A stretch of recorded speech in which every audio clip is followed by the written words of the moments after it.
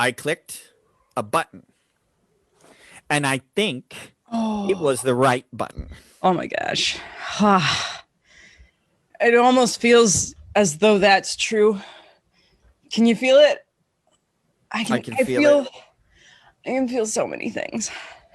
Oh. I'm feeling many things. I can feel it. No. Hey, no, that's not us yet. Any second now. Facebook will update and show us. Show me us. There we are. You know who Patrick Warburton is? It almost feels. Oh God, I'm not muted. Shut up, me. Okay, who the Patrick? What now? You don't know who Patrick Warburton is? Wow. Okay. Well, so I don't know this person by name. Yeah. Okay. So he was the Tick in the original Tick TV show. He was Kronk in The Emperor's New Groove. Okay. He does a lot of voice acting. Oh, that's that guy. He has a name. Yeah, he's the neighbor who I can't Joe Swanson in Family Guy. Yeah. He's the guy. Yeah. Character actor. Yes. I love his voice so much. And I was just referencing him from Emperor's New Groove. Have you seen Emperor's New Groove? It's once. That's in my that's like top 3, at least top 5 all-time Disney movies for me. Yeah, I had to be caught up with the catchphrases in a sister relationship because they kept saying no touchy, no touch, and that's it. That's the one. Emperor's New Groove equals that. That's it. That's the only people are in it. I know that, but I don't know what it's about. It's really lovely. We should go back and watch. I think I may have watched that movie more times than any other movie I've ever seen. That is possible because I used to just watch it on in the background. Oh, that was one of my background movies. I do that with the show Weeds. It's so ahead of its time. Like it's got very internet-y sense of humor, but the internet was fairly young when that was coming out, and it set the frame. Like there's an argument to be made that the internet sense of humor came from The Emperor's New Groove and not the other way. Anyway, it's lovely. I really enjoy that movie. It was meta before meta was cool. Yeah. Nice. Hey, so we're doing a show. Hey, this is happening. Voices are coming out of our face because we're talking with them. Do you want to start? Oh my gosh. I'll do it. You've been doing it a lot lately, okay? Have I? I'm not sure that's true. I think it is. Last couple times, I'm pretty sure it was you. All right. We can argue about it. I just made this face, and then you started talking. Oh. Last time? I don't know. Oh. Well, do you want to do it? My memory's fuzzy. Hello, everyone! Or just you. Hi there, you! And welcome to the Enlightened Couch Potato Show! I'm Adrianne Gunn, and I'm here with my friend... Nicholas Rave, and yes, it's my real name. Yes. Also, this is my real hair. Just in case you can hear it in the audio version of the podcast. Just listen for a second. It's pretty noisy hair, right? As far as hair goes. Yeah. What is it? What sound does your hair make, according to you? I think most people, even if they haven't read Ramona, would say that my hair makes a boing noise. I was gonna say sproing. Sproing, yeah, I think so. I don't know. It's pretty. It's the silent spring sound. It's the silent sproing. I think this is the last Wednesday of this year of 2020. Yeah, which has a little bit of significance for people, don't you think? It's the last week of the last of the decade known as 2020. Oh my gosh, we have aged so much this year, a lot of us. Not necessarily like wine or cheese, perhaps like mold. I've been harping on this a little bit lately. Yeah. That I'm fine with the fun, like, 2020 is the worst year ever. And I do know that a lot of people have suffered immensely and much more than either of us have in lots of ways. And I will also say, as far as global things, like, we lived through 2 world wars in a series of like 35-ish years or less, right? And from my perspective, like, Morgan earlier today was saying, like, there's no going back to what it was before this. There is going to be no return. Things are going to be different. But how different was the world after World War II? How much when everybody started fucking and they built suburbs and then did a lot of like a lot of different happened. A lot of things changed. The fucking 60s happened. Like, well, sure. But before that, there was all of that investment in infrastructure. Yeah. That investment in infrastructure and all of the social programs pretty much created what we think of as the American dream. Yeah. But since the 80s, we've been robbing all of that stuff. Yeah. But anyway, my point is, why is it that people don't see that that's happening right now too? But to a lesser extent, because this is not as big a deal as a world war. Thankfully, like, I'm happy for that. This is a big deal. Yes, it's affecting a lot of people, but in some way it's almost, I think it is having a lot of positive effects. Sure. I almost see this as kind of like a forest fire. You know, like when the forest fire ravages the forest, and then it actually creates opportunity for all kinds of new life. And again, this is not to diminish the people who have actually died and the people who are suffering. And I don't buy into this doom and gloom shit. And maybe that's me living a life with rose-colored glasses on, but I prefer rose-colored ones to shit-colored ones. Sure. And I wasn't saying things were covered in shit. I just have this lived experience of having multiple weird ass health challenges that would last 6+ months and longer. This is the first time that something really stressful and challenging has been happening to not just me in my life, which is an interesting thing for more, you know, and when I had my different health challenges, I would bump into other people who were also having the very same or similar health challenge. And that's kind of fun. You're like a secret club of people with like a balance condition for 6 straight months, or like some like throwing up for several months in a row, but they don't have cancer. There are those of us. Like, generally I'll look back on all those strange ass health things. Yeah. The mono that wasn't mono. And I don't know, there's just a handful. Yay. This is the first time that any particular challenge has been shared with everyone I talk to. To tie it back into movies, since that is the name of the fucking show.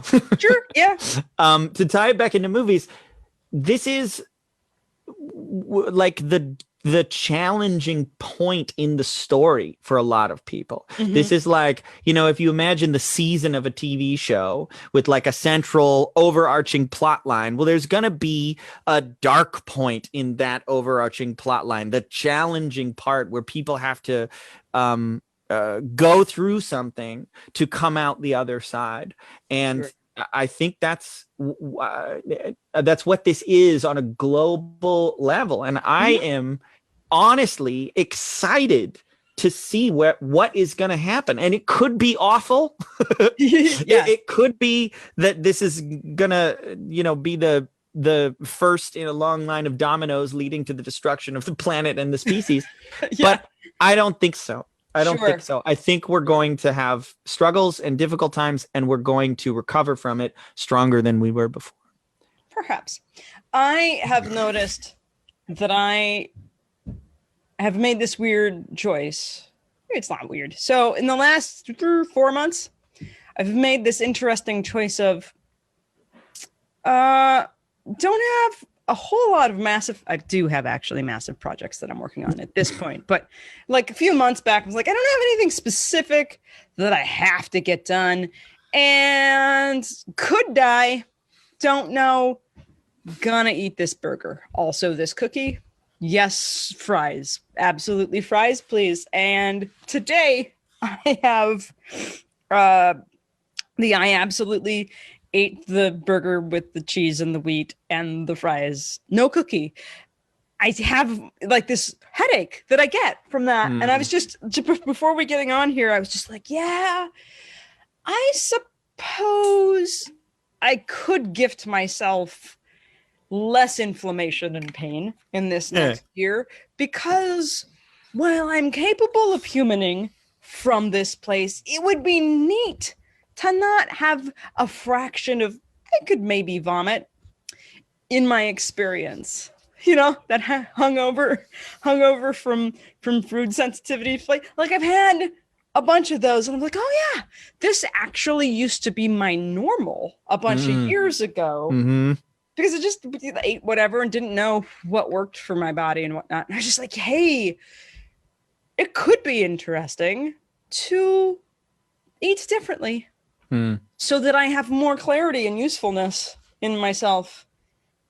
Even if I could die, even if I could be a person who's died of feeling pretty fucking good first and then died.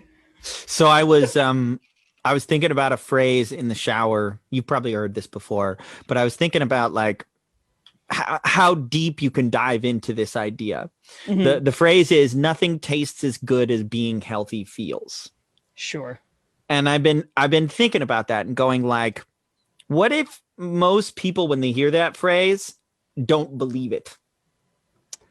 Because they've never actually felt being healthy. And the idea is, it's like, no, I'm telling you, there is something better than, as much as you love how that tastes. Yeah. And I know you love it and it feels amazing, and it does taste amazing, right? I'm telling you, there's something that actually feels so much better that when you get there, you won't miss it. Truth. For a lot of my life, there are a lot of people who've never, first of all, they think things like heartburn and like stuffed noses and such, that's just normal. That's how headaches. When I was a kid, like headaches were like almost daily for me. Yep. And I didn't realize that it was because I was drinking soda and eating sugar. And like, I used to eat a double quarter pounder with cheese from McDonald's with a supersized drink and fries. Right. And sometimes this still, I don't know what this is. I've never heard anybody explain this. Yeah. When I would eat it, first of all, I would feel like I was dying. Like I would feel like I'm having a heart attack while I'm eating it. And I'm like a teenager at this point. Right. But for some reason, my fucking left wrist sweats profusely right here, not all the way around, right here. That's fascinating. In a strip right here, and I mean like drips sweat. It's the weirdest thing. I've talked to doctors about this, and everybody's just like, can I send you to a psychiatrist? Because I think you may be crazy. But it's like when I eat stupid, unhealthy food, for some reason my body sweats right here. Just from the left arm. Just the left wrist. That's right. Anyway, so headaches. Yeah, you were saying like, I was like, I used to wake up really fucking groggy. I wouldn't be able to be a human until like 11. This is back when you had to be in school at like 8 or whatever. And I would be so full of phlegm that I was spitting loogies from, I don't know, 5 years old to 23 or 4. Yeah. Because I just thought, and it took like 3 to 6 hours for my head to clear enough for me to breathe fully. And I just thought that's what life was like, and had headaches. And then I started eating differently. And then I'm like, wait a second, I don't have any respiratory, like I don't have any nasal passage, blah, blah, blah. I was like, what? Apparently that's not normal. Or also heartburn constantly. Yeah. Apparently that's also not normal. The weird one, one of the weirdest ones for me was, have we talked about something called viscerosomatic inhibition before? I don't think so. Okay. So it's this weird medical phenomena that, okay, I'll try to keep this brief because we're obviously off on a tangent here. So you know how like one of the signs of a heart attack is that your arm goes numb, but only one of them? It's like, I think it's your left arm, but I can't remember. Often, and usually with men. Yeah. Okay. So do you know why that happens? So as I understand it, there is a circuit that is connected by a nerve and it travels through your heart and into your left arm, but not your right one. And it's connected to the vagus nerve, but it's a circuit off the vagus nerve that is literally a loop. And it connects both organs and tissues together. Okay. And viscerosomatic inhibition is this phenomena that if you fuck up the organ, the tissue connected to that nerve circuit will start acting incorrectly, and vice versa. In other words, if you damage the tissue, it will fuck up the organs as well. So this is one of the explanations for why digestive problems can be one of the root causes of back pain. So chronic muscle pain or like tension can be related to an inflammation in your gut or in other places too, that it's a circuit. And so if you screw up one part of it, it can actually, and so people try stretching and they try chiropractic and they do all these things to try to deal with their back, but it never occurs to them that they might actually have to clean up their diet to get their back pain to go away. That's fair. Yeah, this is one that I have found is true for myself. If I eat really crappy food, my back starts getting bad again. And when I start cleaning up my diet, I'm like, oh, like it isn't all about planks and sit-ups and back arches. It's also about the inside as well as the exercises. I get it. I brought this stuff up because these are the sorts of things. I tend not to be the kind of person who thinks heavily about what I want next year to be, because I don't really feel next year starts on the 1st of January. I feel that the start of the year is February 1st. Energetically, February, for a very long time, energetically, I feel new beginning energy happening in February, whereas I feel wintering, sticking around, lingering into January. And so I've been thinking of like, hey, food could be different. I could feel better. And then also I have done some interesting kinds of healing. One of the things that came into my pathway in the last week was not a movie or TV show, although I've watched a lot. I was so in my Grey's Anatomy deep dive, there was an episode where I was just sobbing as this song came on. I was like, what is this song? And so I looked it up. I actually have a playlist now of like songs that are rad in TV shows and movies. It's in my Amazon Music. So I look at it and it's song 8 on Atlas Enneagram. And I remember that there was an entrepreneur who shared maybe a year ago or so about listening to this Enneagram project, this album where this artist, I think it's Sleeping at Last, and I don't remember the gentleman's name who does that project, Sleeping at Last. I think you would actually think this project is insanely cool because. So what's the overlap between the? Oh, sorry. Go ahead. So I'm sobbing at this song and it's beautiful. Yeah. And I just somewhere in the bathroom, for some reason, I like click on that song because I'd saved it in Amazon Music, and I was like, wait, I wonder what this album is like, and I started playing it. And it is, each song is related to every Enneagram type. So 1 through 9 is related to all of the Enneagram types. Interesting. And so I was dating someone who mentioned 4 different times Enneagram, blah, blah, blah, blah, blah, Enneagram, blah, blah, blah, blah, blah. And at time 4, I was like, it seems as though this is important to you that I know my number. So I went and did the test. It's like 40 minutes if you do the real one from the Enneagram website. And I got this reading, and then I signed up for the daily messages.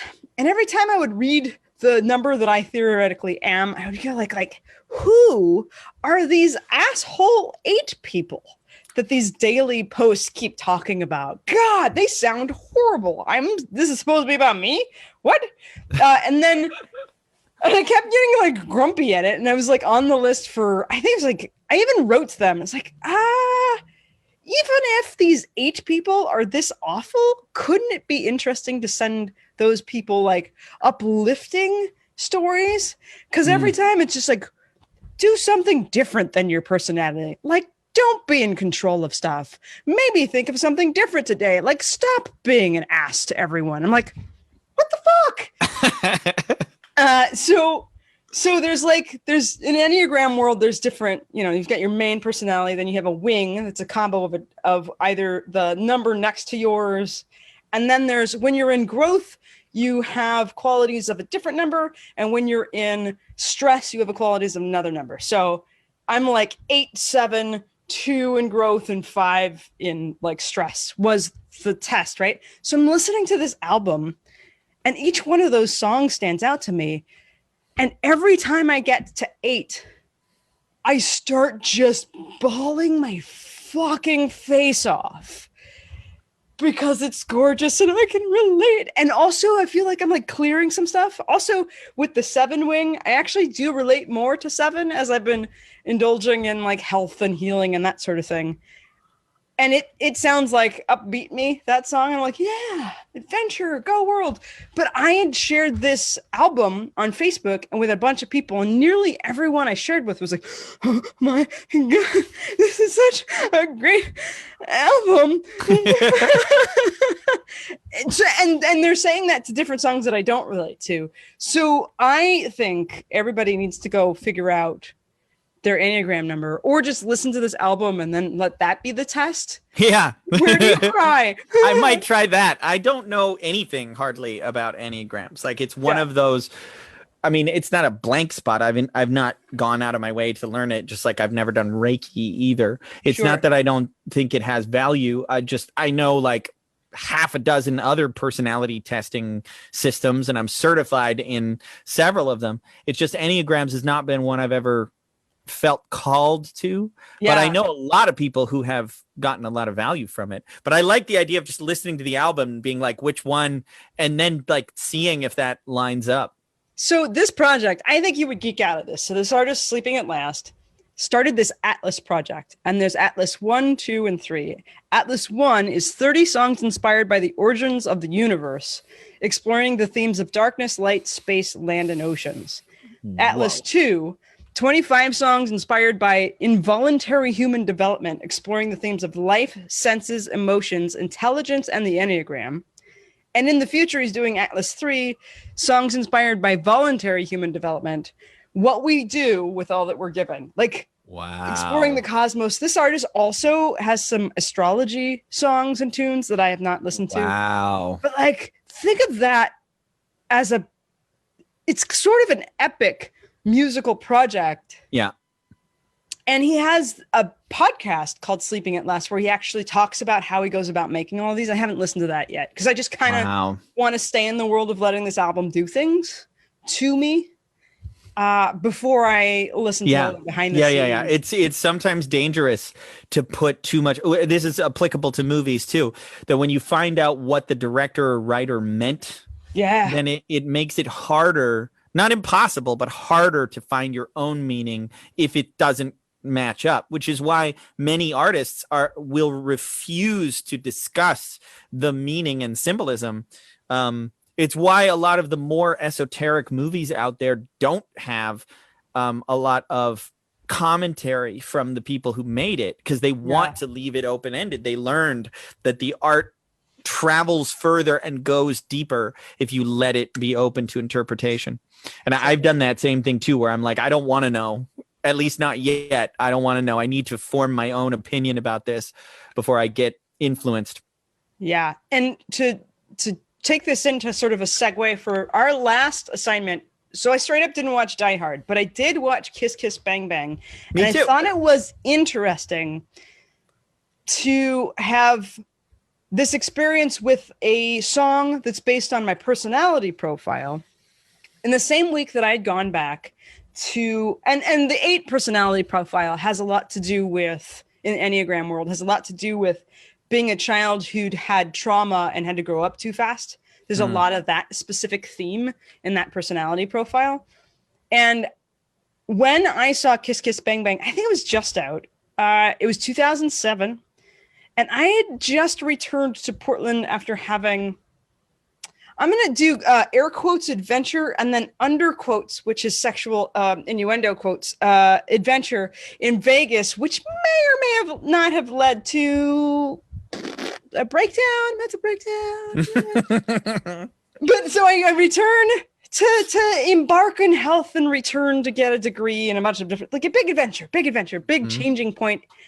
For astrology folks, they're like Saturn return, and I return to Portland where I grew up. And so this movie comes on, and I remember so viscerally going, holy fuck, that's me. This is my movie. And then 3 or 4 weeks later, I'm in an acting class, and there's these 2 younger dudes, and they're like, oh my God, have you seen Kiss Kiss Bang Bang? I'm like, yeah, I love that movie. He's like, you totally remind us of Robert Downey Jr. in that movie. And I'm like, I feel so seen. Because like I had emulated characters before from other movies on purpose, but here I was just living a life, and I like hear myself, my cadence, and I gotta say, watch the movie, and I super don't relate anymore. No, that's not me any longer. Yeah. Which is kind of cool. That's my first reflection of that movie. You watched it too?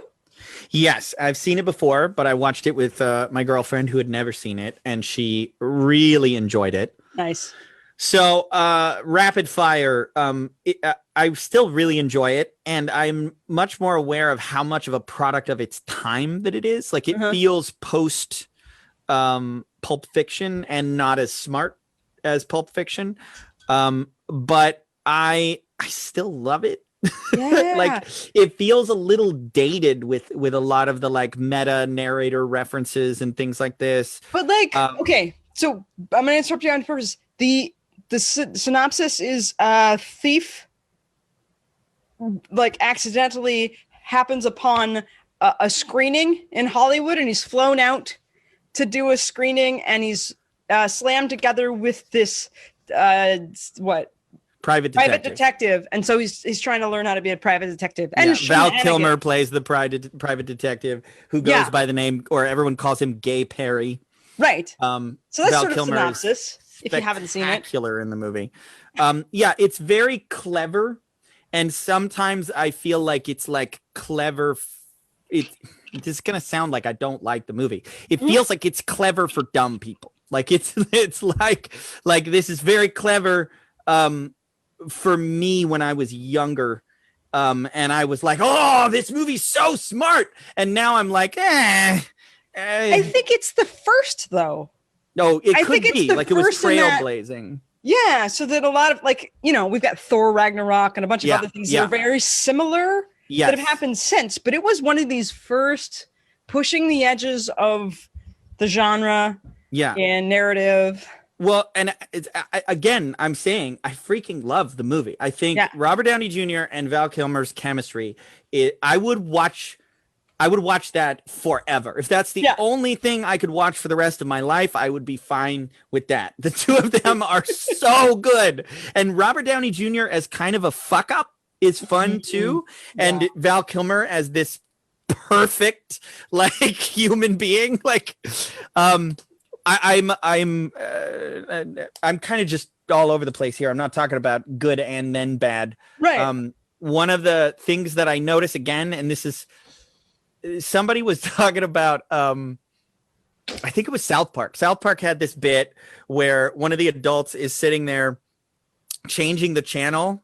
And he goes like, or maybe he's like browsing through Netflix or whatever. And he's like, stupid, dumb, racist, good, but doesn't live up to current gender norms.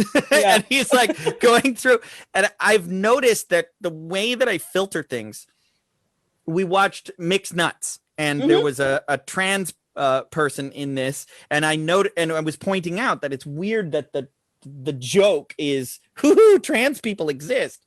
And this definitely had a lot of punchlines that were just gay people exist, or that person might think that I'm gay. Oh no. And it's very interesting to see that that's not funny anymore. It doesn't land in the way they used to, and that's that's how humor evolves. That there was a time when racist jokes were really funny. I mean, like not like intelligent playing with race as a theme jokes. I mean, literally racist jokes. Yeah, and there were I don't know that I can watch funny. Blazing Saddles now, because I'm like, oh, is that going to be painful? Will that hold up? Do we? Like I don't know.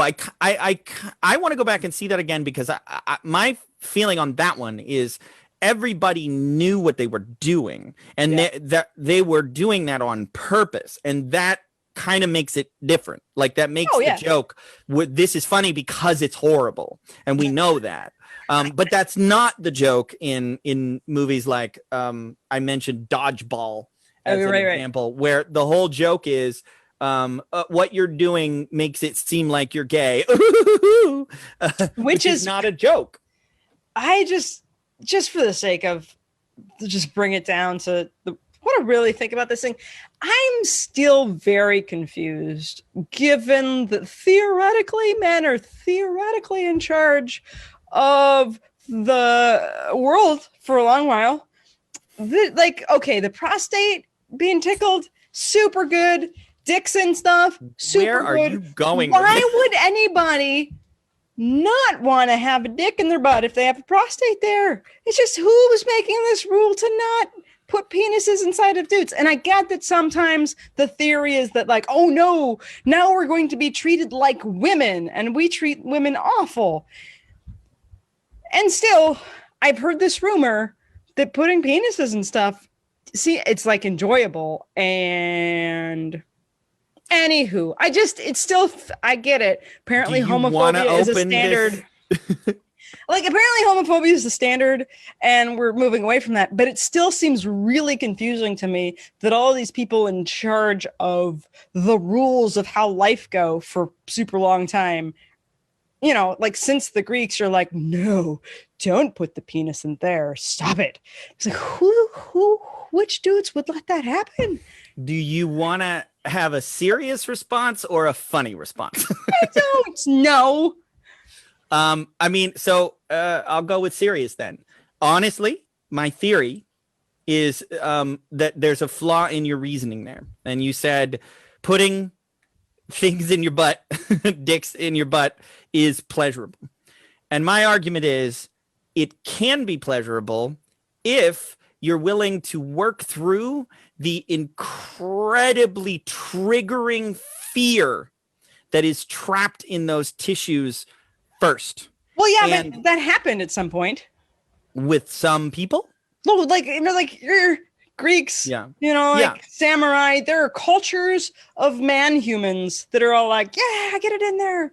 And so whenever that stopped being fun to do, I wasn't there, at least not in this life, maybe a different life that I may or may not be connected to. I'm just curious, like, who's just like, let's stop doing that. Well, but like, I'm saying, I think it's deep fears. Like, it's because it's powerful.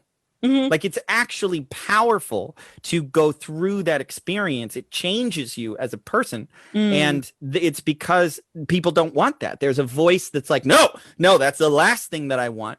It's simultaneously, I think of it as there's literally fear trapped in those tissues. That's number one. And number two, it is inherently submissive. It brings up yin in a person to be penetrated, and and in that space, most guys are utterly and completely terrified of the yin space, especially in a sexual context. And even in that space of like 2000, 1500, whatever years ago, penises were used as warfare because you were like raping, pillaging, taking over, and that was like, and you just, so it's not different from a sword back in those times. Yeah. What was the funny answer? I don't remember now. I mean, I get that you can control people by controlling their sex and stuff, and that makes sense when you like have to, you have to be in charge of more than just a small group of people, and you're like lands that are across other lands. You got to come up with a really, really good doctrine and a really big military, and it's got to include them not feeling powerful enough to overrule you. There's ways that just sort of makes sense, but I think it's more personal. I think it's about the act itself. I think that there are things about the act itself that are reprehensible to the toxic masculine hyper yang, and an enlightened person is not yin or yang. They're both. Sure. And we live in a culture where one is put on a pedestal and the other one is barely even talked about as a virtue. Yeah. I mean, just think about, like, if there's so much fear in those tissues, you can't just say, like, putting something in there is going to feel good. No, it's not. You need someone who's going to be slow, who's going to be caring, who's going to be gentle, who you feel like you can be vulnerable and open with. There's shame in there. There's all of this stuff.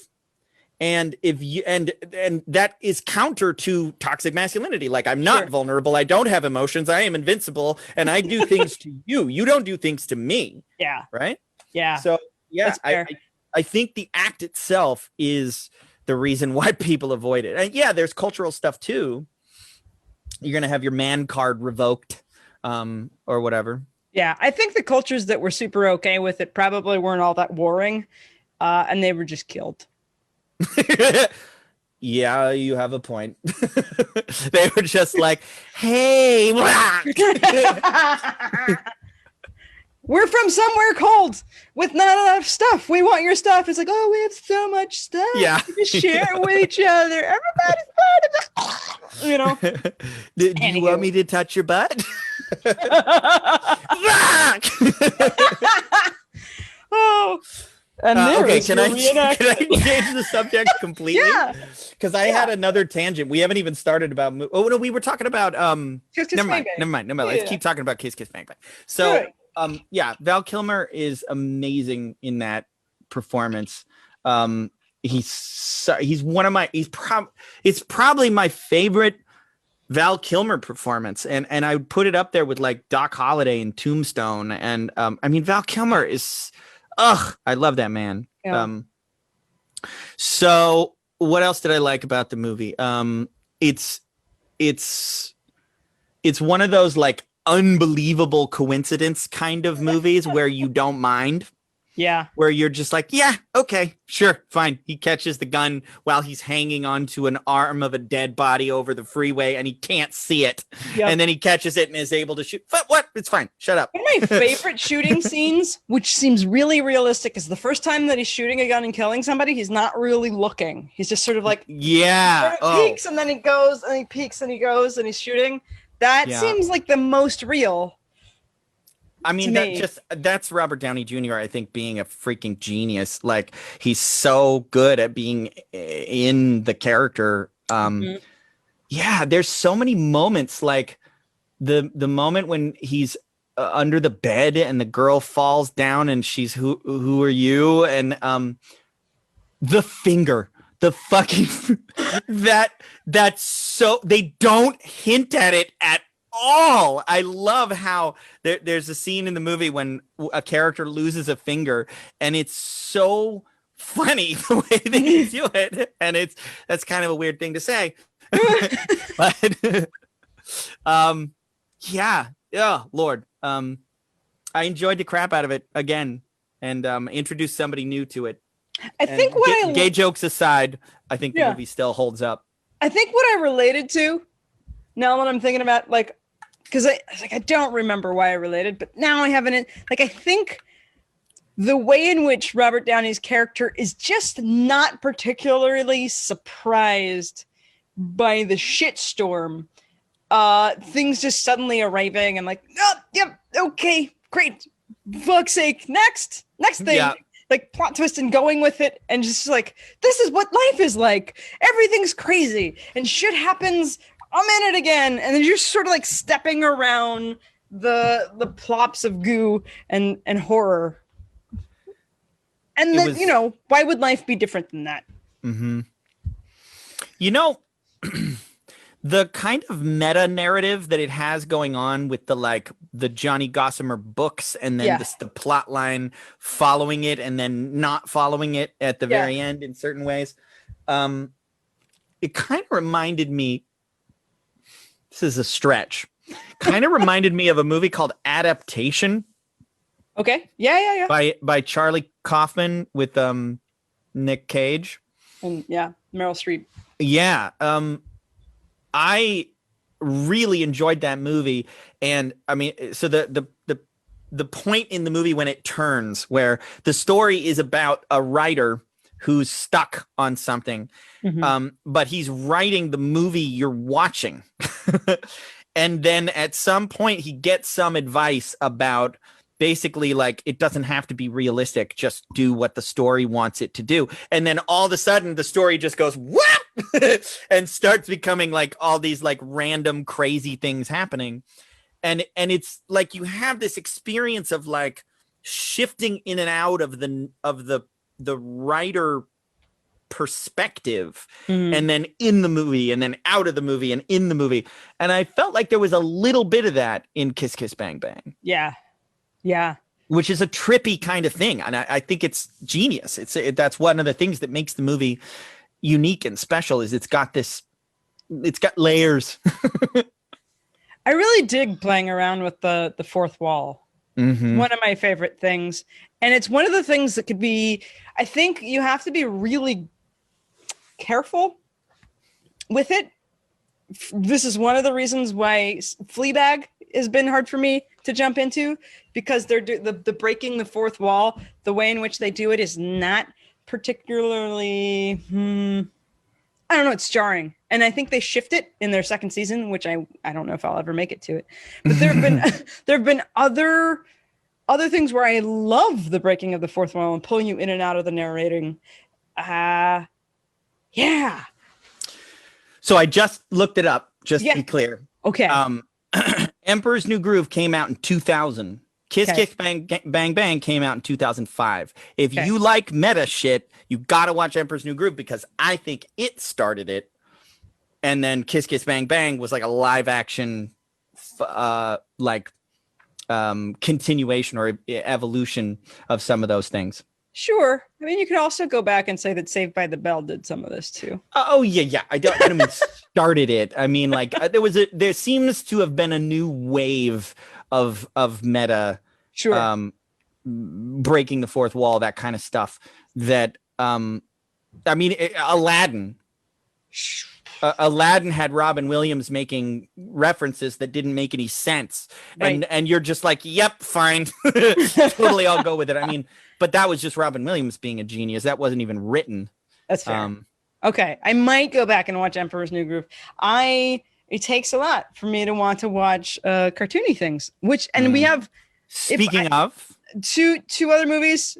Maybe. Okay. I don't know if we're talking about Wonder Woman. We got 42 minutes. We're 42 minutes in right now. Yeah. So let's start it and we'll see how far we can get. So we both watched Soul, the Pixar movie. I watched it first, I think, and then I told you to watch it. Yeah. I'll let you go first. I talked about Kiss Kiss Bang Bang for a long time. So here's the thing about Soul. It is so right now. I don't know when people are going to when people actually rewatch this or listen to this, it will not be a So Right Now movie. Somebody asked me, what's the movie about? And then I recognized that I generally will start thematically. And when I describe what a movie is about, and I was like, I cannot describe thematically what this is about, because then I'm going to ruin the movie. Yeah. So what I did instead, I think I said a middle school band instructor / piano jazz pianist gets his big break, but life and death get in the way. Good. That was my synopsis. So that's a good synopsis. Right? It's a way to be like, oh, that's intriguing. Yeah. And yet, then it becomes about other stuff. So if we talk about this, essentially there's high levels, there's just much spoilering. So don't about to happen. watch past this point if you haven't seen it. All right. So spoilers now, like, to go watch it. It's fabulous. And don't use let's do a tiny spoiler free. It's amazing, right? I would argue it is the most grown up Pixar movie ever. And that's putting it up against movies like Up or Inside Out, or Coco. It may be the most ambitious philosophically of any movie that they've tried to do. And I will say one caveat is I don't think it's actually super great for little kids. Not that they can't enjoy the silly cat that's going around the screen, but we had a 9-year-old who was watching, and when we were done, he said, "You guys were all laughing and crying all the time, and I don't get it at all." Yeah. Now this is literally a life-affirming movie. Yeah. That is what it's about. Well put. Right? Okay, so spoilers moving forward. It's amazing. Go watch it. Spoilers. Yeah. So I did cry quite a bit, and I did access the part of me that's able to appreciate jazz. Oh, I didn't realize jazz was not like one of your loves. On the upside, if you would be disinclined to watch this because jazz music, they are at least doing and utilizing the most palatable jazz. Yeah, it's not like fun. atonal, like 9/8 time signature. Yeah. There was a funny moment where I actually had to tell myself to come back and like, no. I know you're a musician, and we know that what just happened is not appropriate, but we need you to just be in this movie because it's this person's story. Like, right. There's some fun stuff where they're talking about these moments of being in the zone and how you get there in music, and that ends up being a really important theme for the movie. But really early on, this guy is at his audition, and he's playing the piano. He's like, and there's a famous saxophonist that he is playing backup for. He is in the quartet, and then suddenly he's in his own world doing his own little piano magic. And my God, if that person had shown up to my audition, my fucking name is on the marquee, and I'm gonna hand that person money, and they're just gonna fucking masturbate for however long in the middle of the song, uninvited. I would have kicked that motherfucker out. Yeah, there's definitely a point to be made that like martial arts movies are not made for martial artists. Gymnast movies are not made for gymnasts, and music movies are not made for musicians. They are made glossing over stuff that if you're actually a musician, you're like, what the fuck? Although I will say I do appreciate little touches like the fact that his fingers were actually playing everything that he was doing. Like that level of effort is insane. To take the time to model a real human playing all this, especially improvisational shit. Like you can't even like time it up with the music. Like they're making it up. So you have to watch their performance. Which I'm assuming it wasn't Jamie Foxx doing the piano. Well, he could have been because he can. Well, I mean, I know he can play. He's a accomplished musician, but I don't know if he's like a improvisational jazz pianist, which is a very specific skill set. I don't know. Might have to go either. Google or look that up. Yeah. So like I also, so there are some interesting things that I've come across having now watched it that are on the like throwing not shade, but just like bringing more consciousness to some choices there. And I think one hilarious thing that they even do in the movie is Tina Fey is another one of these characters playing a soul who chooses a middle-aged white lady voice because it's the most irritating. Which I was like, that is an interesting choice that they've made. Groovy. I don't know if we're going to talk about the stuff that's challenging about the film that Pixar and Disney should maybe begin to pay attention to. But I definitely found myself crying quite a lot about the magic in life tending to be these simpler, smaller moments, and what it is to lead an accomplished life and changing and reframing that. And like the theme about the struggle to find your purpose and misunderstanding what that means of finding your spark is beautiful. And I think it may, on some level, this movie could save a fuck ton of people, just giving a new perspective of what it means to be here in the world. When we finished watching it, Liz and Faye both looked, one of the first things they said is they looked over at me and they were like, this is like exactly what you've been saying about purpose, and they just put it in a movie. Like, yes, like almost word for word, this idea that your purpose is not a job. It's a feeling, and it's a feeling that you can learn to tap into all the time, and you can let it guide you through life. But it's not you're doing your purpose when you're playing jazz. Your purpose is this feeling called bliss. Joseph Campbell called it bliss. In this, they call it spark. Yeah. And it was, I mean, the visual storytelling in the part when he goes home after the audition, and then it starts going back through his life, and he sees the little, I don't know what they're called, the little spinny thing from the tree that falls to the ground. Oh yeah, I love those. And just all of this deep philosophical and spiritual concepts that are never spoken. They don't beat you over the head with it. They're like, you're either going to get it or you're not, but we're Pixar, so you're probably going to get it. Yeah.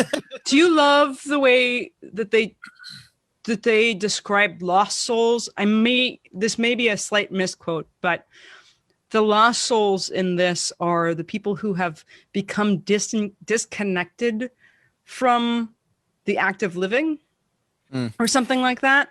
Do you remember? I know, I don't remember the exact wording, but I know that particular representation of the lost soul really hit Faye hard, because she was like, it's an archetype, representing a feeling or a state you can get into, and she was like, holy shit, I've been there. Like, I know that place. And that to me that's where art becomes a tool for communication that is metaphor, that is bigger than any number of words. You can't do it except in this exact context of the story, and the way they look and the way they move and the way they would say stuff.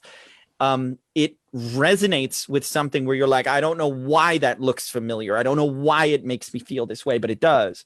And it's no less so that world that they have, the people in the zone and the people who are lost are in this same strata, I suppose. Yeah. But in different states, they are all disconnected and away from their bodies in a very specific way. It's cool that they gave that a world to be in. Yeah. And I mean, not that I need to counter the good stuff that I will say about this movie. And there's a lot that I can pick apart philosophically in a similar way to like Star Wars. Like, I like the concept of the Force, and I think that George Lucas is not a philosopher, and when he says things like fear and hate are the enemy, that is a dangerous idea. To think that fear and hate are your enemy, and anger, that these things are bad and you should be afraid of them, that is actually damaging. And it was to me, because I watched Star Wars as a user's manual. Like, I studied it like a spiritual text. So I think that there are elements of this movie where I could nitpick some of the philosophy and be like, well, that's not how I would represent this. But that's because in my view, we're talking about a real place that I've been to. Like, I know where this is. There's so many elements of that I'm like, oh my God, that's real what they're talking about. So of course they're going to have a slightly different perspective on it. And of course they have to like put it in a movie. Yeah. I do think the thing that most challenged me, and then I'm like, just go with the movie, just go with their philosophy. The first thing was that personality was intact. Yes. And then there's that. this one open space for spark. And I was like, well, let's say there are 8 spaces and 4 of them are filled. One that's unfilled is for spark. And then the other 3 will be the personality that you craft once you're here. Like, I'm like, Yeah, I had that exact reaction when they were like, "Oh, you're going to be self-obsessed." And I'm like, "Excuse me? Like, that's just an inborn personality trait before I'm even what?" Yeah. But I was fine with it. Some of that, like, I pay attention to parent people telling me how their children's often come with certain aspects of their personality already. And I'm like, cool. Some of that's great. But then there's like shit that happens because trauma, shit that happens because usefulness. And you're like, oh, I want to have love and attention in this particular way. I'm going to stitch this into my personality and add some shit. Because we like craft our own world from, I don't know, 5 to 14 and beyond, you know? I really loved I interpreted the Terrys and Jerrys as being the left and right brain respectively. The Terrys were was the accountant. Yeah. And one of my favorite moments was when Jerry's like, "Here is this award that you asked us to give you. Good job." And Terry's like, "Yes, I deserve this." Like, that's so left brain. Like, the rational mind to me is he's like, "Yes, I deserve this. I decided that I deserve it."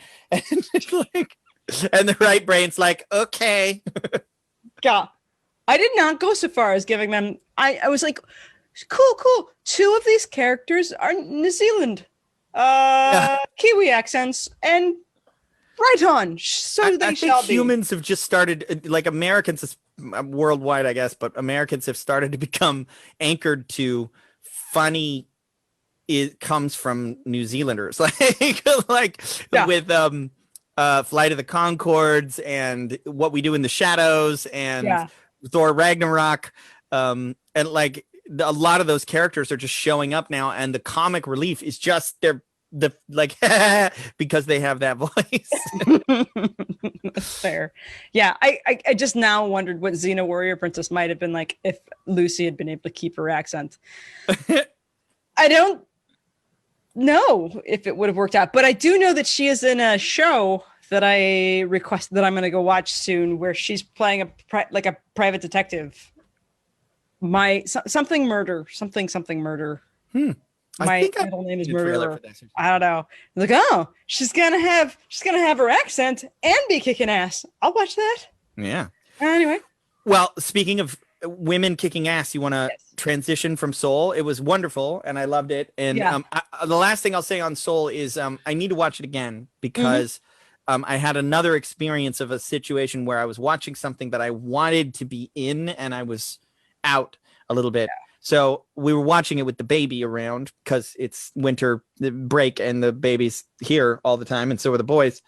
So when I wanted everybody else, and in this case, sometimes other people will take the baby so I can enjoy the movie, but in this case, I was like, it's fine. So I spent a good portion of the movie on a Swiss ball bouncing up and down with the baby sitting on my head playing with my hair. And it's not the best place to be able to like fall into a deep symbolic trance.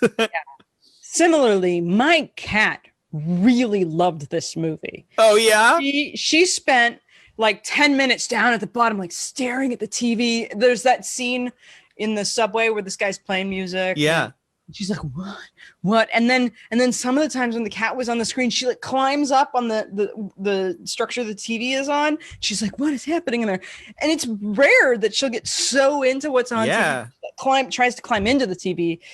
that was adorable. So wow, movie, my cat gives it all of the paws up. Apparently. All right. Our cats never notice the TV. Okay, so in addition to this, I think we might be able to, I don't know, is this going to be a long conversation for you? It's not for me. Probably not. No. Okay, so we watched Wonder Woman. That happened. You want me to go first? Sure. I thought it was fine. I liked the first one better. I thought the ending of the first one was weak, but the rest of it was awesome. Sure. Like really awesome. And this one, none of it felt awesome to me. Mm-hmm. It all felt eh. And it's weird for me to say that because I actually really love relentlessly positive and light and uplifting superhero movies. Captain America was my favorite Marvel series because he wasn't brooding, and I'm so fucking tired of everybody being brooding as a superhero. Like, I want Superman to be the Christopher Reeve's Superman, and Wonder Woman as this just like bright and saving children, and like I wanted to like it. Yeah. Now, I didn't hate it. There were a lot of things that I thought were good. I think Pedro Pascal is a treasure. And the villain in this was the most interesting part of the story to me. Sure. I mean, rather on the nose, if you will. But I like that he had a redemption arc. I thought that the MacGuffin of the story was different, at least a little different than your typical, oh, it's a superhero and he's got a big metal suit and he's stronger than her and she has to fight him. And right. This had like there's fucking wishes and like him becoming like that was all I thought kind of interesting at least. Yeah. I will also say I don't think Gal Gadot is a good actress. I think she's beautiful and she does the physicality of it and she's charming. Yeah. But when she had to cry because Chris Pine was going to go away, I was like, I don't it didn't work for me. Yeah. Well, and it's interesting because I think for the last movie, several things were going on because they'd been trying to develop a Wonder Woman for fucking ever. So very long. And many different directors and producers and writers they've been tossing the thing around Hollywood for decades. So to even find a human who could play it. Yeah. It makes sense to find somebody that people don't specifically have an attachment to. So that kind of happened because Gail probably existed somewhere for something, but she wasn't. She was in Fast and the Furious. Oh, okay. Mm-hmm. Yeah. So with the first movie, first of all, I don't have an attachment to Wonder Woman as a story, because that was a show from the 70s. I was born in 79. And there were very, very few female characters growing up that I related to or identified with. And that Wonder Woman, Linda Carter's Wonder Woman, was very, very, very feminine and not that athletic. And I was an athlete. So I didn't have the attachment that my friends who were 10 years older, and a lot of my friends are 10 years older than me, had to this character because it didn't show up in my life. Yeah. So I just didn't want it to suck because I didn't want something awful to happen for finally giving women a large superhero movie. Yeah. So and it didn't suck. Did that. Yeah. And the second one, we're already way into some spoilers. I don't think it needs synopsizing. It's just Wonder Woman 2. So yeah, really. Yeah, really. There's a new villain and there's a new adventure and then stuff happens and then she ends up exactly where she was before, like all superhero movies. Yes. I do know that the creator of Wonder Woman, first of all, he created a dominatrix and the original comics. there were a lot of different sexual themes and feminism themes, like early fucking feminism, because like from 1930s, 40s. Yep. And it was very intentional. He was intentionally trying to create a subversive comic to brainwash young children into accepting progressive ideas. And the dominance, and he thought women were just better people.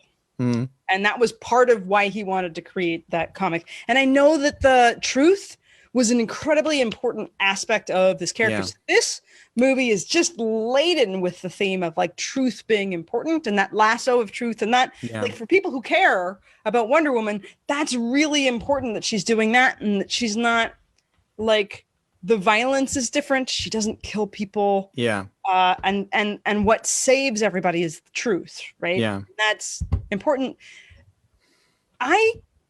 When I started watching it, I'm pretty sure that the first movie, I remember it having moments that was funny, but at some point in the movie, I say to myself or my cat on my couch, oh, I guess this one's being made for children.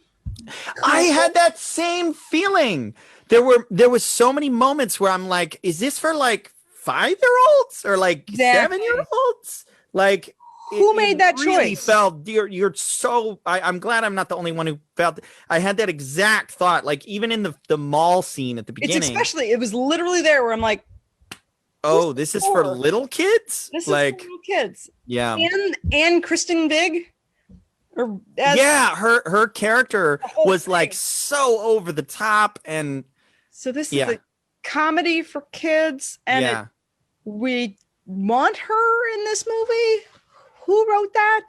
Yeah. Why is this happening? And so it was all of that sort of took me out, because I do recall the first movie having moments of comedy. Yeah. And I just remember it being a more stern and fascinating and movie. It had gravitas to it. Yeah. Like the No Man's Land scene is fucking badass. Like for her to be like, I am no man. And for her to just get up and like that scene is like film legend. Like that, the rest of the movie is good. That scene is amazing. Yeah. And this had nothing like that. Not even close. And I will say the truth stuff was the most interesting part. The fact that the villain was not a fighter or a warrior or any of this, the fact that he was just like, I mean, Donald Trump. And then I will say it did make me cry. Yeah. Because Pedro Pascal is a badass. Mm-hmm. And when he realizes and starts calling for his son, and then he finds him, that relationship actually was moving to me. And I will put that squarely on Pedro Pascal is an amazing actor. Yeah. They also forgot to motivate one of the biggest choices in the film. So there's this opening scene where Diana sort of gets through this race, but she didn't do it. She didn't do all the steps of it. And so she's sort of having a bratty moment because she's little. That felt so clunky too. Like, are you... It's not fair. So her bratty moment is, this is not fair. I did all the things. And so then this choice of having to, like having a wish that someone she loves can come back and not wanting to give him up because it's not fair. Yeah. Except they don't motivate it by showing us what she's given up, there's no point at which we see her angst or see her going through the motions of saving people. There's nothing that makes that make sense. There's also, I should watch the first movie, but did they fall in love or did they just fall into bed together because that would be fun? There was implied love there. No, but the implied love that turns into apparently never loving anyone and having the belief that she'll never love anyone after living thousands of years with Amazon, like hundreds at least. Yeah, I'll raise you. There's the moral to this story is what exactly? That whatever it is that you wish for, you have to let it go. No one is going to get what they actually want. Oh, right. Like because it'll ruin the world if everybody got what they wanted. Everybody suffers. It's very bleak. Like the idea that if everybody got what they wished for, the world would fall the fuck apart. Apparently implies, and then the answer is to stop wishing for things, stop wanting things. You want things, but you can't have them. You have to suffer, and you have to go without. And that's her lesson. And then she's like, everyone join me and let's just go without together. And it's like, what? It's kind of awful. Yeah, for sure. I don't know if the stone, I'm just making this up, that perhaps the stone is imbued with the kind of magic where people wish for their trauma wishes and not their purpose or spark wishes. Okay, and that would make sense for her too, that she, I mean, she did say that it was made by like a trickster god. Yes. So there could be like some. This is an odd tangent. Have you ever seen a movie called Horns? No. With Daniel Radcliffe? No. It's I mean, I don't want to spoil anything. It's sad. It's but it's really dark and funny, and then it's kind of tragic in the end. But I like that kind of movie. But I'll spoil it because this is like the premise of the movie is that all of a sudden Daniel Radcliffe starts growing horns, like the devil, and he doesn't know why, and you don't know why at the beginning. But as the horns start growing, everyone who's around him can't help but confess their deepest, darkest secrets and desires. It's pretty funny. But it's also like it's a tough movie, like from a tragedy perspective, but there's a lot of funny and dark leading up to it. And it that made me think of that if it has like, it's not just that you're wishing for things, but it's kind of compelling you to wish for something limited. What I think is hilarious for me personally is that this premise, this stone, is whenever anybody asks you like what superpower do you want, and people are like, oh, invisibility, I want to fly, but in the reverse order, I actually have that thing, the horns thing, where strangers will sometimes just tell me their deepest desire and what they really want to be doing with their life, and I will have not even said anything sometimes, and they're just like, psh. And I was like, well, I sort of already have this superpower. And what happens often is people will tell me what they really want to be doing, and then a couple weeks later they're doing it, and I was like, I feel like I might be a genie or something because this keeps happening. So I'm watching this movie wherein someone becomes the wishing stone or whatever, and I was like, is that me? Is someone finally playing this thing that I've always felt I had, this weird thing? And when I'm like, what superpower? He's like, I kind of like it. I would like to officially have, if people let me know their purest desire, that just by telling it to me, it just begins to happen and unfold magically. No monkey paw part of it. Right. Yeah. There were a lot of just superfluous scenes too, like the scene with the invisible jet and the fireworks. I was like, I get that this is pretty, but what the fuck is happening? And then when she was flying through the sky, like, I don't even know if Wonder Woman can fly, but I was like, what is this supposed to reference back to him saying, like, how is she flying? Like, is she what the resonant fuck is with happening? The air. Well, I do know that Wonder Woman had an invisible plane. Yes, that I did know. Yes. So I think those are what are the things that they hide, the eggs that they hide, Easter eggs. So the invisible plane, giving her invisible plane in a different way, is an Easter egg thing. At that point in the movie, she's got keys to a plane that he could apparently fly. Yeah. Oh, that one too. Like, as far as like, how long ago? World War One. You know, those planes were made out of wood. Yes. And there was like one stick. That's it. And like he's like, oh yeah, I got this. I got this. Fuel. Something's fuel. Something's an engine. Stupid. Yeah. So I'd already been taken out of the movie so many times before that. I'm like, invisible plane, this is dumb. And then I just had to drop kick myself into different mode. I'm like, ew, so pretty. It's pretty colors. I know. Fireworks start, and I'm like, this is dumb. It's like, oh yeah, it's the 4th of July. But what's hilarious, that has actually happened to me in life. I flew back from Florida on the 4th of July, and I was coming to the airport. I mean, I knew because I didn't give a shit about it. But I was coming into the airport as like Vancouver and Portland are like exploding fireworks. So I am flying over and you see it over the clouds. So I had that moment. Cool. It is fucking great. I recommend it if you plan a trip on purpose over a city. If you're like landing at 10. Well, okay. Any other points? I mean, I like the style. Like I liked the armor, and I honestly like the bright colors of her 80s Wonder Woman outfit. Sure. Did you stay for the mid-credits stinger? I did. I am not sure if I like that or dislike that. Yeah, I guess maybe this is mean, but I had a similar experience to when I saw Luke Skywalker, in that I was like, what's wrong with her face? And I'm just like, maybe there's a point at which you stop with the Botox, maybe.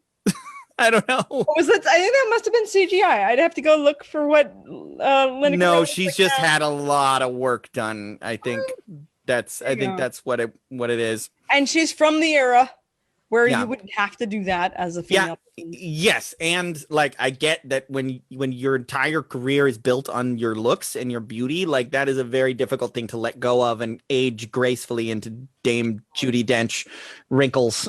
On the one hand, giving her that like stinger and having created this I don't remember her name, starts with an A, this Amazon warrior who puts on this shield and defends, against all of these warriors so that the Amazon can go and hide in Themyscira, and she sacrifices herself and we don't know what happened. That's kind of epic. That is a kind of epic, rad story. And so to do a callback and a cameo for Linda Carter as that character, that's kind of cool. But then again, that probably means she's going to be in the third one at a more prominent role. Perhaps. And then again, it might not be enough to give a sort of chintzy cameo at the end of a not great movie to somebody who was a cultural fucking icon. She's fine, but she does mean a lot to a lot of people. Agreed. And it might not have been big enough. I mean, you don't know when you're saying yes to something like that it's going to turn out mediocre. Let's be generous. Sure. Because I don't think it was shitty. I've seen way worse. It wasn't Batman versus Superman or Dawn of Justice, whatever the fuck, Justice League. That was awful. Those movies are garbage. It wasn't Spider-Man 3 or either of the other Spider-Man movies. So it was good. It was passable, but it also felt very juvenile. It felt like a lot of it was superfluous. There were some cool things that they were doing. But overall, it definitely didn't do even as good as the first one. And the first one wasn't perfect. Yeah, and it's a hard deal with the second movie and something, because at least with the first movie, you're like, you build a world and that's fun and people are excited about it because they're not they might be comparing it to something, but they get to be excited about what you're bringing and building a world. And origin stories are often way more fun to do. They're easy too. Just insert some villain, like coming up with a compelling enough villain to keep our attention. That's a real challenge in any of these where you're expecting a serial. Yeah. Well, and even that, I will say the best part of this movie was the villain. That was cool. So what was lacking for me was the hero, and and other stuff. We know nothing other than a montage of photos about what the fuck she's been through emotionally. Yeah. And what her life is like right now before this thing shows up. She's just pretty and works at a museum, I guess. And that's really too bad because it's her fucking name on the movie. Yeah. She's like the least character. I'll even throw in there that like her defining character trait is that she's in love with a dude, which is kind of not Bechdel testy. Do you know what I mean? No. Like, I know that this probably does pass the Bechdel test. There's a lot of female characters, but I'm saying like the fact that she's like the main defining challenge for her is she's still hung up on a guy, the most powerful woman on the planet, arguably.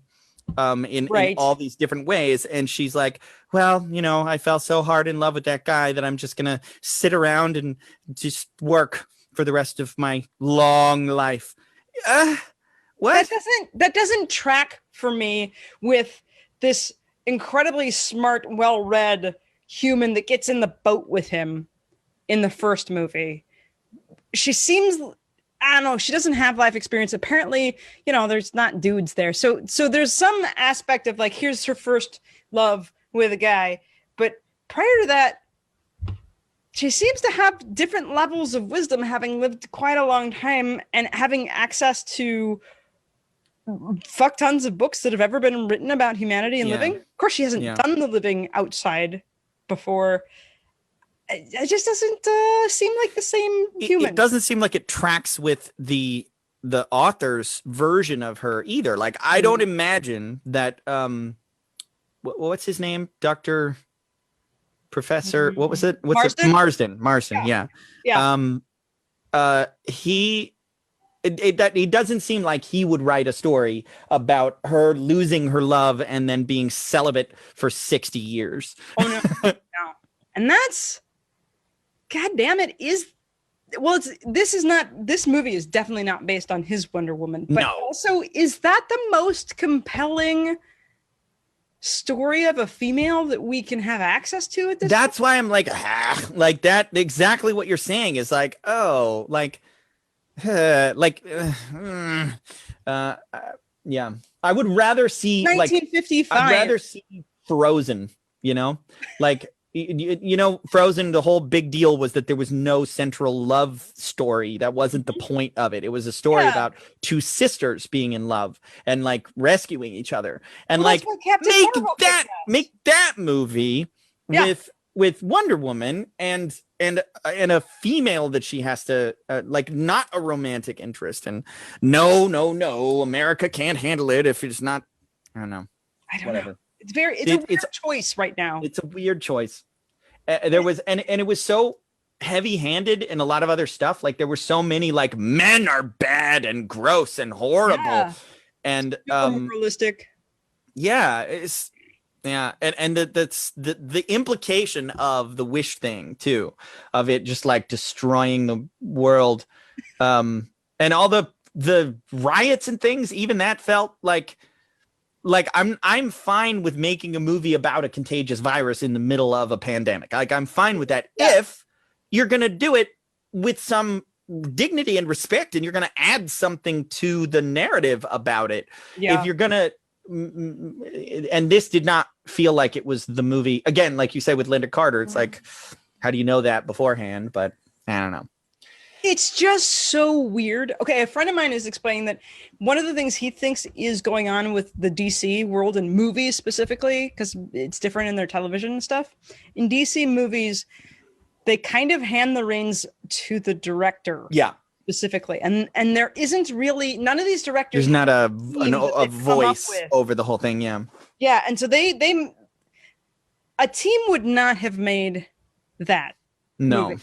One of the things, Watchmen, we were talking about Watchmen, the recent limited series, and the person who was the showrunner for that said, this exists because of the team. I brought a story to the team. The team fleshed this out and built it up. I cannot see this script going beyond like real fucking people in the world. Like, that's a really good point. And like produce, like producers with money and that's a really good point. This movie does feel a little bit like the first movie was successful, so they were just like, you can do whatever you want, and then she wrote a first draft and nobody gave her any feedback on it. Yes. And it's pretty good for a first draft, which is what I kind of think. I mean, Liz has said this for a long time about M. Night Shyamalan.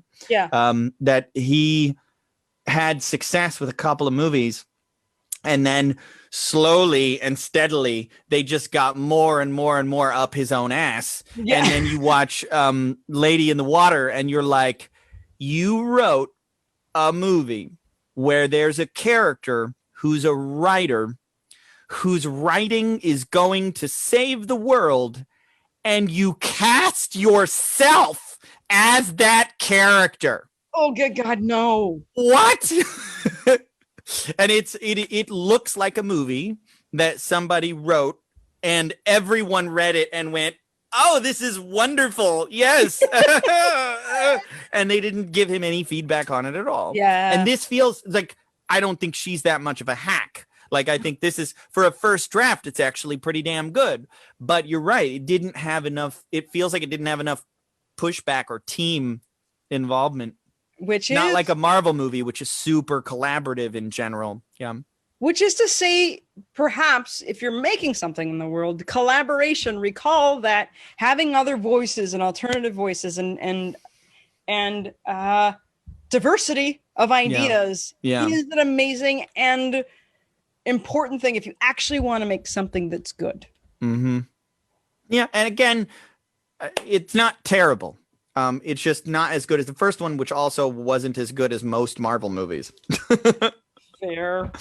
So, yeah. What's next? I gotta go. This has been super long, but like this is an hour and 25 minutes we've been talking. Wow. Yeah. I mean, it's our last episode, but yeah. Are there any New Year's movies? I don't know. I know that on the first, Cobra Kai is coming out again, the third season. We haven't caught up with any of the seasons because we're finished. Vikings is coming back. I'm thrilled for the ending of Vikings, but you're not watching that, I'm sure. Haven't seen it. No. God, it's so good. We just finished with the final season of the Venture Brothers. The saddest thing is that at the very last scene, it has a black title card that comes up that says the Venture Brothers will return, and it's canceled. It's not coming back. And that's like, but it also had a pretty good send off and like super good all the way through. So Tenet. That's what I'm watching. Oh, I haven't seen that yet. I've got it in my folder. I can do it. Okay. I have heard that it is borderline incomprehensible, and I'm kind of excited. Oh, dear Lord. Yeah. Yeah. Yeah. I've pressed the eject button on a bunch of things in the last couple weeks. And I am currently somewhat hate watching a couple stuff. Like Ray Donovan. I don't like this. And The Affair, which is also, I think they're both Showtime things. Hilariously. I love Liev Schreiber. I've met Liev Schreiber. Pretty. I don't know if I like his character, but he just shows up in the screen. It's like, oh, he's so pretty. And that's it. That's his bar. It's like, it's just made in a shape that is. I love him as an actor. I think he's so great. I got to meet him once. Mm-hmm. We went to a premiere that I forgot about this until just now, but we went to a premiere and he and the director were both there, and they did like a Q&A afterwards. And then there was like a I don't know, a mingle or whatever. Great. Yeah, he was very nice. I mean, I didn't talk to him, but like he was there. Nice. Yeah, maybe something will come up. So Tenet we can try to watch, and I still think catch up with Cobra Kai because I'm gonna jump on that. All right. I don't know why, but for some reason my drive for that show just kind of went bleh. So I'll give it another shot. It's definitely not as blocked as Dirtbag? No. Fleabag. Douchebag. Douchebag. All right. There are so many shows that people are like, you have to get to the second season. Like Schitt's Creek is there. What's the one? Is it Lost Girls? Is it the one about succubus and succubi? Oh, Lost Girl. Lost Girl. Yeah. Okay.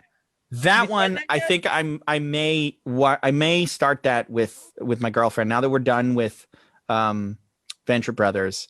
I have a feeling that one is going to be right up her alley. Yeah. Well, so that, and then put on your this is TV has evolved kind of because of the show, especially the people who are doing stuff in Canada because it's Canadian produced. Yeah. And the person who was the showrunner for that moves on to do Winona Earp. Okay. Pretty fun. So yeah, Lost Girl. I would love to talk to you about Lost Girl. All right. I think that might be, I got to talk with her and see if there's another thing needs to go above it. But if there isn't anything, I think that's Liz and she are watching Dollhouse. Yeah, fuck yeah. The Joss Whedon one. That was actually the only Joss Whedon thing that I kind of had a hard time getting into. I never finished it because I just it petered out for me. Yeah, the ending season's super weird and kind of because it got canceled. Edgy. Yeah. So they squeezed some up. One of the challenging things is just Eliza Dushku because.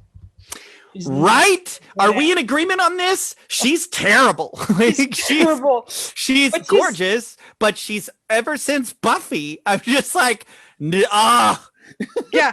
The reason why I was able to watch Dollhouse is because I know that she's an awful actress, but I just decided, what if I was an awful actress, but the director just had a crush on me, so I got to do stuff. And it was the way that I watched it like that. It was like, what if I have no skills and I just got to keep doing things because I'm just pretty or something about me? The director's just yay! And so I'm celebrating how awful she is and look what she got to do. Look what you had to do. Which is sort of how I got through watching Mamma Mia because I don't quite like musicals. I do love Meryl Streep and the whole thing's so fucking happy. And I'm just but what if I'm 16-year-old or 15-year-old Meryl Streep and I'm just dreaming of getting to sing my way through Greece? Yeah. The islands and the prettiness. And I was like, this would be my dream movie of being a serious actress. And then I get to go sing ABBA in the most beautiful place in the world. And I'm like, okay. This is Meryl Streep's fantasy island. That makes that show so much better. That frame of look at you, good for you. Look at you go. That is such a good. I'm so happy for you. She gets to do this character she plays in Dollhouse gets to do so many ridiculously cool and weird fucking things. Yeah. Yeah, I'm totally agreeing with you. And look, it's all personal taste. Acting is very ephemeral. I'm sure some people think she's great. And I have felt that way ever since the first time I saw her on screen, that I was just ugh, this is terrible. She's very interesting to look at, but yes. Yeah. Oh man. I just really wanted her to be even more badass in Buffy than she was. I do like her in season 7 though, when she comes back, but it's been a long time since I've seen Buffy. Yeah. We got to wrap this up. Oh my gosh. Well then let's just stop. That was 90 minutes. I think we're good now. Not that anybody's stuck with us. If anybody is here having gone through this entire journey with us, thank you. I very much appreciate that. You are a true raving fan. Yes, we have. Oh gosh, I have to. Okay, we can end on this. 1 second. Doop, doop, doop. Okay, I gotta fill time. This is my official plaque of having become Sir Adrianne Gunn of the Knights of the Sovereign Military Order of Sealand. What the fuck? Yeah. How did that happen? So many episodes ago, I was like, I just want to be a knight. I've decided. I remember you talking about this, but I don't recall you saying that you were on a path to make that happen. Yeah. There's a code of chivalry that I get to uphold. And should I ever, need to defend Sealand, I'm on the list. I've got a square foot of land in Sealand, which is really just where the fuck is Sealand? It's this cement port that was back in World War II. I think it was one of the many air structures for airplanes to land in World War II. And it just happens to be outside of the territory of the UK. So and when are you going to get it put on your license and your Facebook and your and all your business cards, Sir Adrianne Gunn? Sir Adrianne Gunn. Yeah. I don't have to be a dame because fuck that. I filled out the right parts that I liked. I would not have expected anything else, but I'm so happy you actually did it. I did it. It is a little bit like naming a star or buying a plot of land on the moon, but it's still good. I mean, Reverend too. You can also get Reverend, but I think I'd rather be Reverend, I think, than Sir. Sure. Or Baron. Some people want to be a Baron. Okay. All right. Good. Congratulations, Sir. Thanks. And TV Deeply, everybody. See you in 2021. Take care. Bye. Now.